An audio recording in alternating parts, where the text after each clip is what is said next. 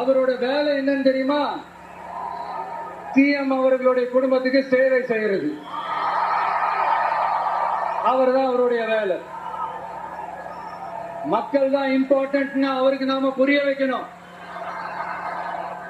உங்களுடன் ஸ்டாலின், உங்களுடன் ஸ்டாலின், உங்களுடன் ஸ்டாலின் உங்க குடும்பத்துக்கு மட்டும்தான் சொல்லிக்கிறணும். மக்கள் கிட்ட அதை நீங்க சொல்லவே முடியாது. ஏன்னா நீங்க தான் மக்கள் கூடவே இல்லையே. இத நான் சொல்லல, ஒரு ஃபேமஸான ஒரு வார பத்திரிகையில் இதை மென்ஷன் பண்ணிருந்தாங்க. அதை தான் நான் ரிப்பீட் பண்றேன். அப்புறம் இன்னொரு முக்கியமான ஒரு விஷயம், நம்ம இந்த டெல்டா பகுதியில் இருக்கிற விவசாயிங்க ஒரு கொடுமையை ஒண்ணு அனுபவிச்சுட்டு இருக்கிறாங்க. அந்த புகார் ஒண்ணு வந்தது. அது என்னன்னா, இந்த மாவட்டத்தில் இருக்கிற இந்த கொள்முதல் மையங்கள்ல இந்த நெல்ல ஏற்றி இறக்கிறதுக்கு, அதாவது லோடிங் அண்ட் அன்லோடிங், அதுக்கு ஒரு 40 கிலோ மூட்டைக்கு 40 ரூபா கமிஷன் வாங்குறாங்களாம்.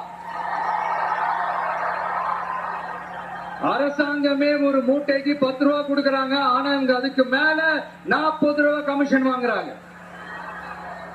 ஒரு டன்னுக்கு 1000 ரூபாய் கமிஷன். நீங்க கணக்கு போட்டு பாத்தீங்கன்னா இந்த 4-4.5 வருஷத்துல பல கோடிகள் இந்த டெல்டா பகுதிகளில் இருக்கிற இந்த விவசாயிங்க கிட்ட இருந்து கமிஷனா புடுங்கி இருக்கிறாங்க.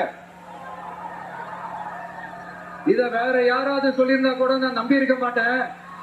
ஆனா என்கிட்ட சொன்னதே விவசாயிங்க தான்.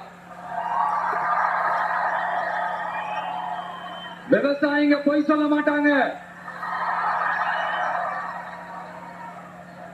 சிஎம் சார்,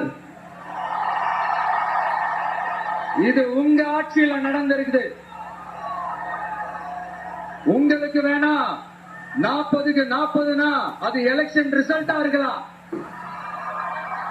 ஆனா இந்த டெல்டா பகுதியில் இருக்கிற விவசாயிகளுக்கு 40க்கு 40னா அவங்க வயிற்றுல அடிச்சு நீங்க வாங்கின கமிஷன்.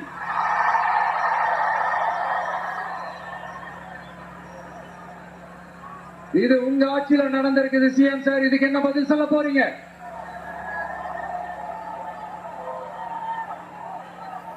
நான் அரியலூர்ல ஒரு விஷயம் நான் சொன்ன, திருப்பி நான் பேசுறேன். ஏன்னா அது ஆழமா உங்க மனசுல பதியணும்ன்றதுக்காக. என்னடா இவன் கேள்வியா கேட்கிறான்னு நினைக்காதீங்க. தீர்வை காணி போறதும் தீர்வை நோக்கி போறதும் தான் நம்ம டிவிக்கோட லட்சியமே. நம்மளுடைய தேர்தல்